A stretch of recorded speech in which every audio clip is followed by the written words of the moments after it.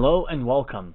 Our lecture for today is on the biomedical issue of reproductive control, specifically in terms of assisted reproductive technology, or ART, as opposed to contraceptives or abortion. On the surface, this doesn't look like much of an issue. People getting pregnant, having kids, isn't that what we do anyway? On the one hand, yes, it is the kind of field that is in some ways very familiar to everyone. On the other hand, when the varieties of technological development show up on the scene, you should be anticipating that ethically, all hell breaks loose. Now, as a general point, the fact that issues arise is precisely because development of new technologies means an introduction of new ideas into a society. New ideas, by definition, introduce new problems. How so? Well, because the novelty of the idea is based on the novelty of its approach to some existing issue. And because the whole thing is new, we don't have existing systems that can perfectly cope with the kinds of questions and issues that will arise. The reason we have the current system that works is because our old ideas were new ideas once, and then, over the course of decades, if not centuries or millennia, we struggled to articulate both that idea and its meaning, including qualifications, rules, exceptions, proper means of integrating the new idea into society, etc., and we did that in ways that were tweaked over that period of time. Thus, you have a decently functional society. But when a new idea comes along, it must go through the same process in order to resolve most of these problems and become one of our old ideas. In this process of becoming, we have a lot of ways of interpretation, lots of perceived ways that it might or might not work. We make claims about what this will all mean, how history will judge us, and so on. But it is only time and effort that ultimately show us the reality of the meaning of ideas. So every time you see a new idea, no matter how wonderful and progressive it is, keep in mind that it is also a minefield of ethical, social, and legal implications that will only be settled in the long term. Let's define the idea of reproductive control, or rather of assisted reproductive technology. This is all based on the Intervention and Reflection textbook, Chapter 4. ART is a means of forcibly attempting to create a functional embryo and fetus resulting in a pregnancy and birth, particularly in cases where the ability to have a child naturally is somehow compromised. So why forcibly? Well, here forcibly means that we're interfering with the natural process in some way in order to attempt to bring about the conclusion which either cannot happen naturally or is unlikely to do so. Whether it is through hormone therapy, in vitro fertilization, cloning, surrogacy, etc., the process is not one that would occur in the state of nature, thus the assisted and technology aspects. Attempting to create an embryo and fetus is a matter of bringing together the egg and sperm and forcing the resulting outcome of a functional fetus, well, actually of a functional embryo, but since the goal is to go beyond the embryo stage, let's call it fetus for now, unless the specific issue requires a reference to embryos. The goal is that the embryo will be a fetus, which will go through the full pregnancy and then be born.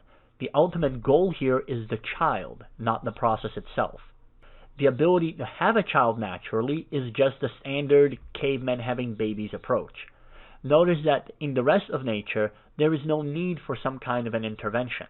The members of species mate, and whoever manages to produce an offspring, well and good.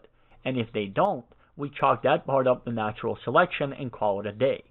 However, since human beings are radically different than the rest of the animal world, and here we're only referring to the whole infinite options and choices of what to be idea from the start of the course, when we want to have offspring, it doesn't work quite the same way from the perspective of wanting or not wanting to, or from the perspective of the ability to interfere in the process.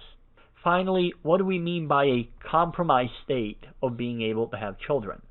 Traditionally, this referred to men and women who were otherwise in apparently good shape to have children, but were unable to do so, usually owing to infertility, though commonly enough also to the relative fragility of the mother in terms of the inability to maintain a pregnancy, either at all or only with incredible risk to her own life. That definition, however, has been changing rapidly over the past 50 or so years. So for our purposes, the list now includes the traditional compromised ability to have children, as well as the entire range of people who want children but cannot have them for any biological reason. Thus, we also include same-sex couples, single individuals who want to be single parents, mothers past the age of childbearing, i.e. postmenopausal women, etc. Let's move past the definition. ART is, according to our authors, a $3 billion a year industry. The cost of the average ART is $25,000 to $35,000, and only about 25% of women who go through the female-based non-surrogate ARTs manage to conceive. Some other stats.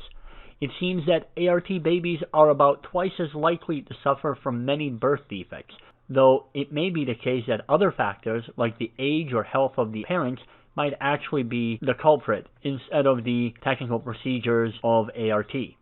Some of the more popular techniques involve implanting several embryos in the potential mother to increase the chances of success. However, that also leads to multiple fetuses and the additional risk of miscarriage, roughly 25% with quadruplets and 50% with quintuplets. This, in turn, leads to either the issue of selective abortions, noted in our genetic control lecture, or to premature births with additional health issues, etc. The whole process is, unsurprisingly, geared towards profit. Beyond the costs already noted, sperm donors make around $1,000 a month, while egg donors make about $10,000 a month, though with greater health risks themselves. Then we get to the issue of surrogacy. We have genetic surrogacy and gestational surrogacy. In the former, the male contributes sperm and the surrogate contributes her own egg and the womb. In the latter, the surrogate contributes only her womb to gestate the fetus and bring it to term. Of course, both of these procedures are paid. Besides the payment for medical expenses and so on, the surrogate is paid on average, the book says, $20,000 to $35,000. However, if you search a bit, you find that the actual payment tends to start around $50,000 in California. In fact, and there's a link in the description, there's a whole menu of payments for surrogacy. So much for the actual process, but what about individual components? Well, we have this issue of leftover embryos which can be, quote, adopted, that is, sold to others. That is, your child, egg, sperm, and all, can be implanted into someone else. Alternately, they can be used for research, or they can be destroyed, which is a problem if you believe in the idea of life at conception.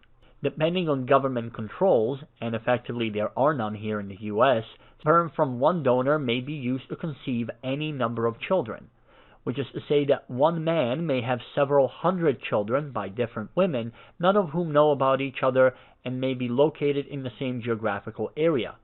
And more than one fertility doctor has been convicted of secretly using his own sperm to impregnate his patients, who had thought that the samples were obtained from some kind of an agency. The largest number I've run into so far has been about 600 kids by one doctor. Google it and have fun. But we could also grow clones with those embryos and then use them for perfect organ transplant match, if you're into dystopian futures. And then there's the question of social costs. Given the high cost and low success rate, 25% according to the book, and the increased likelihood of birth defects, premature births, and NICU time, should any of this be covered by insurance? Keep in mind that insuring costs are set so that the insurance company makes money, which they do by collecting premiums in greater quantity than what they pay out. In other words, they're betting that your, let's say, $3,000 annual premium cost is actually more than what you will draw out of it. If that's the case for enough customers, then the pool of money keeps growing. But now you're increasing the payout rate because treatments are expensive, because children are more likely to need additional medical care and ICU costs and so on. So the result is the increased cost that is then passed on to the rest of the population using insurance, and you have higher premiums. Keep in mind, I'm not advocating one way or another, but this is a direct financial cost that is a social cost. The question is then whether we have a right to have children who are biologically related to us. If so, then we need to protect that right with access to insurance coverage for those issues. But if it is not a right, but a privilege, if you can have some kids, good for you, but if not, too bad, and that's a whole different ballgame. Another cost, though this one's a bit more vague, is the social consequence of having children in a, quote, not natural way. The authors noted a study where children born to ART have more psychological issues than the general population, at least regarding topics like who is family, trust with parental figures, and so on. And then we have the issue of responsibility throughout the process. What are the responsibilities of the sperm donor? What about in terms of disclosing their genetic heritage and possible hereditary illnesses? What about donor rights to things like anonymity? What about the responsibility to screen prospective donors, given how lucrative it is to have donors? Who should be responsible for that, and who should be responsible for setting the policy and enforcing it? What about the potentially coercive nature of payment, especially given the fact that most of the donors are relatively broke college-age kids? Here, let's address the issue of designer babies, since we have a bit more room and several other ideas are now present. The idea of a designer baby is simply a child that will have the features you find important and none of the ones you wish to avoid. On the surface, we tend to think of things like genetic diseases and such, and the whole thing seems like a good idea. But pretty soon you run into the idea that selecting a sperm or egg donor means that you get to pick the kinds of genetic material that goes into your child. Granted, this is little different than selecting a partner. We all have preferences. The real difference here is whether we can actually act out our preferences and get a significant other that actually looks that way, with that genetic profile, with that IQ, education, etc. While the natural process at this point goes into random mode, since you're already messing with the product, why not use it to create the child you want? Maybe tweak some epigenetic features, so no longer is it that your child might have this eye color, they definitely will have it. Maybe make some other tweaks that improve their looks and so on. You could pick the amount of melanin in their skin, maybe pick their gender, maybe pick their sexuality, how about their height? At some point there, you draw the line and you say, nope, that's taking it too far. But the whole idea of donor selection is ultimately just that. You're trying to get a child that looks a certain way and is a certain way. You're trying to actualize your preferences. Whether it's a preference about health, about eye color, about height, or sexuality, you are interfering with what would otherwise be a natural process of random chance and mutation. On the other hand, what's so great about random chance and mutation? That's how you get anencephaly, or that's how you get humanity, depending on which side you want to argue for. So, things get ugly here quick. Most of us are in agreement that preventing terrible things is a good idea, that those who want children should be able to have them. But to what extent does that justify interference? And then, does the person who lives where ART is available have a right to it, but if you live somewhere else, that right magically vanishes? Do you no longer have a right to a biologically related child if you happen to live in a third world country? In that case, how is that a right and not a privilege?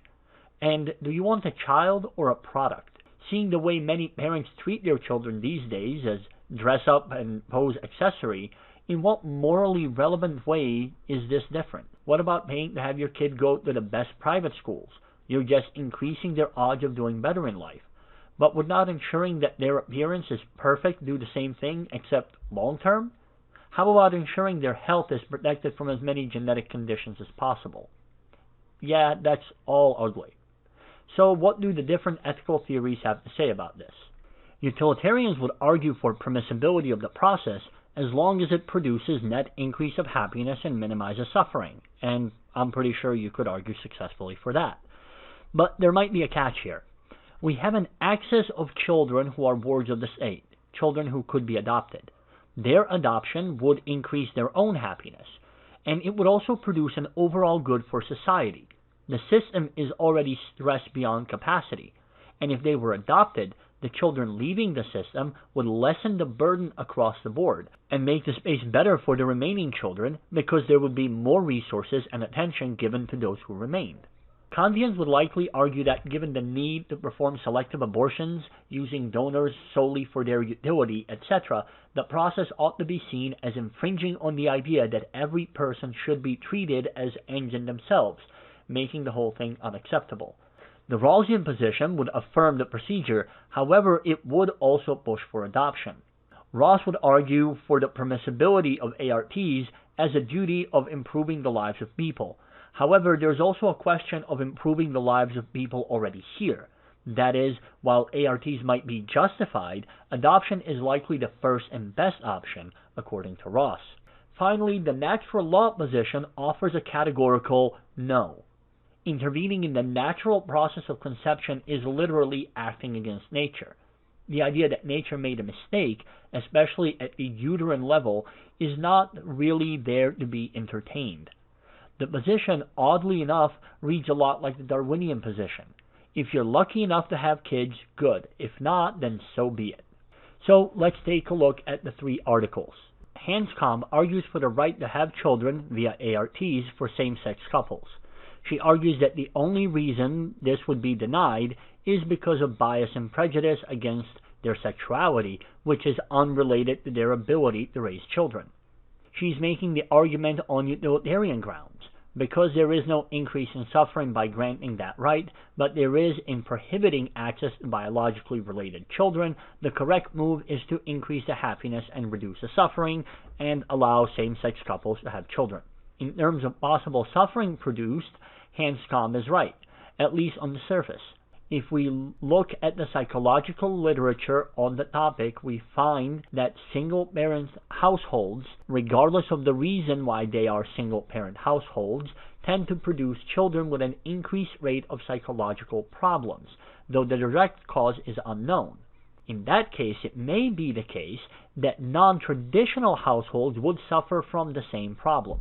For example, if it is the case that children do better in the presence of role models of the same biological gender as themselves, then there might be an argument to be made for restricting the kinds of children that can be had through ARTs on utilitarian grounds. We can't say anything definitive either way since we don't have the data, but that also means that her point may not be as solid as she hopes. More data, and of a more conclusive variety, would go a long way here. However, with the legalization of same-sex marriage and a steep increase in adoption, etc., I suppose the numbers will come in a generation or so anyway. In terms of single parenthood by choice, for which the studies do seem conclusive, the utilitarian line of argument would indicate that such moves should be prevented, since they lead to an increased amount of suffering and then increased social costs. Steinbock's article on surrogate motherhood argues for the moral permissibility of gestational surrogacy. She takes on a case study of baby M and then addresses the moral hazards listed in the Warnock Report from a utilitarian perspective. So the Warnock Report states that 1. It is inconsistent with human dignity that a woman should use her fetus for financial profit. 2. To deliberately become pregnant with the intention of giving up the child distorts the relationship between the mother and child. 3. Surrogacy is degrading because it amounts to child selling. And 4. Since there are some risks attached to pregnancy, no woman ought to be asked to undertake pregnancy for another in order to earn money. Steinbock answers the issues as follows. First, we all do all sorts of risky things for money. In fact, that is the definition of about half our jobs. So how is this any different? If donating blood, hair, and so on is not inconsistent with human dignity, why should donating the womb be different? Then the child is not being sold, the surrogate is contracted to carry the child to term. But this counter-argument, Steinbock notes, doesn't really work. And it doesn't work because, 1, the payment to the mother is premised on her handing over the child at the end of the pregnancy, not on her being pregnant. And 2, the mother is being compensated for handing over that child, thus the child is a product. Sure enough, the product is biologically sustained by her, and perhaps it's even partially her own DNA, but it is a product nonetheless. And at this point, Steinbock acknowledges a problem here, but says that it might be resolved if the surrogate was unpaid for the labor, i.e. if the surrogate did it entirely altruistically. We'll get back to this point of unpaid labor in our next article, but for now I want to address an issue here. Steinbock has, unwittingly, exposed the problem for herself. Her intended direction of argument is that surrogacy should be regulated but not prohibited, which is understandable from a utilitarian perspective. But she just provided a bit of a counterexample to her own point, namely the point 1. Since she can't find a way out of the child selling problem, she falls back onto a no compensation position. But she just insisted that compensation was fine because it is just like any other job. So either this is like any other job, in which case you can get paid, or it's not like any other job, in which case you cannot get paid. So you can take risks with your own body, but you can't take risks with bodies of others, and certainly not with children, and we have laws against that. So now we have to reconceptualize this whole thing. There is something about bearing children that, although perfectly ordinary, is exceptional morally and legally. Since no other activity has this kind of outcome, it may need a unique set of laws and regulations to prevent child selling, and one would assume something like baby farms somewhere in the future, especially once designer babies are a thing. You should also notice that what's missing here is the definition of terms like family or mother, and notice how the arguments keep shifting these definitions from author to author, or even with the same author in different contexts. This is possible because we don't have meaningful definitions of these ideas anymore. Traditionally, we did, but now it's up in the air because the traditional ideas have been out of date more or less for the last 50 years or so socially. None of that is good or bad, it is just a thing we have to pay attention to.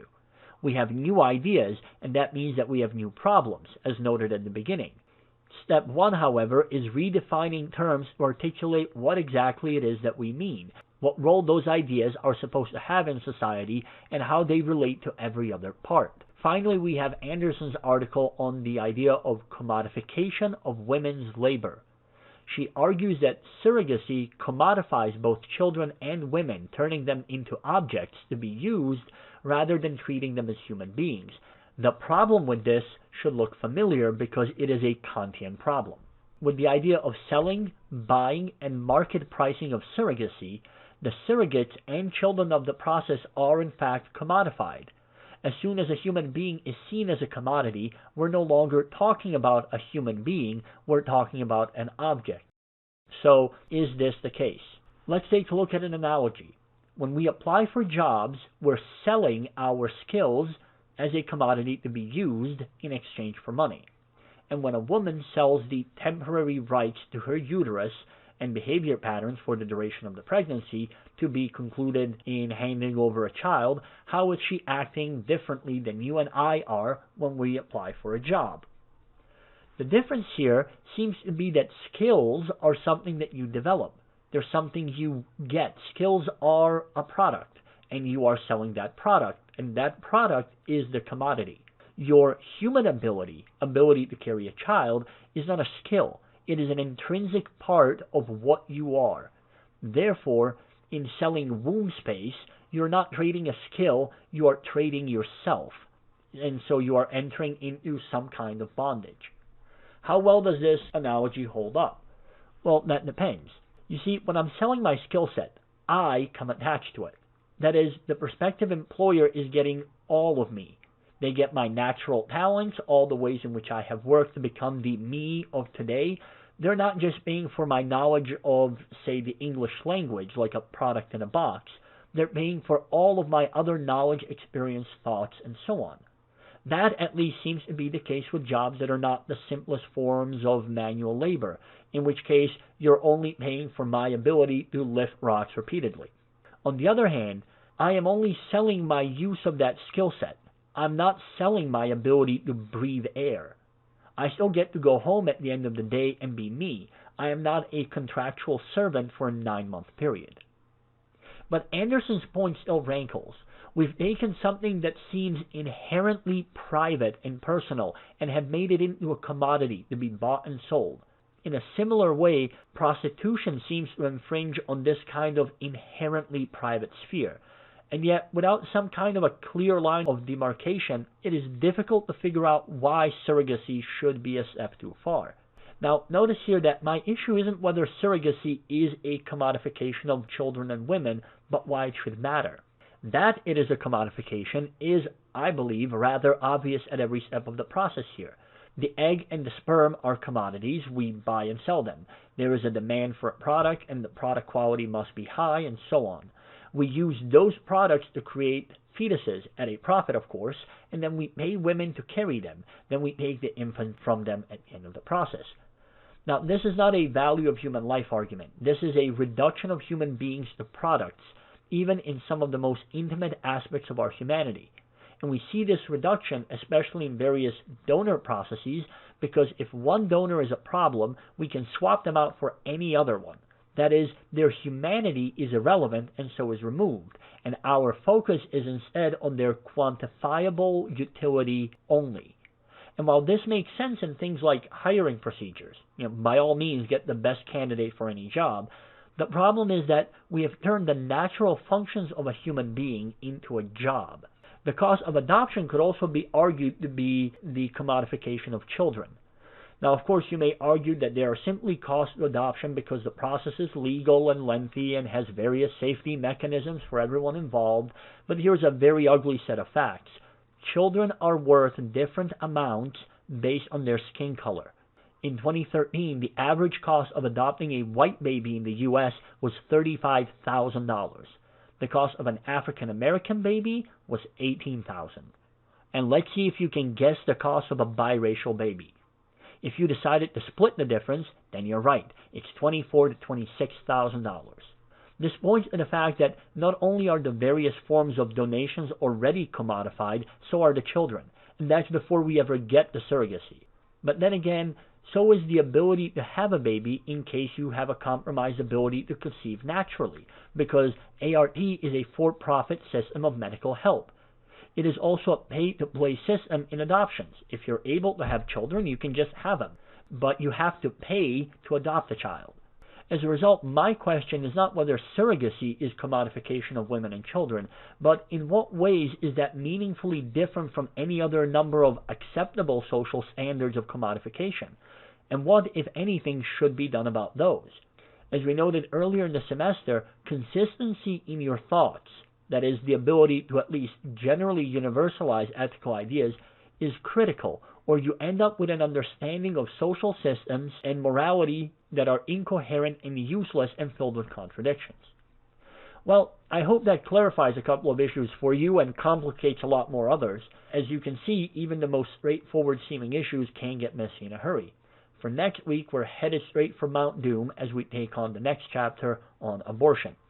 Finally, if you have any comments or questions, feel free to email me or leave it in the comments.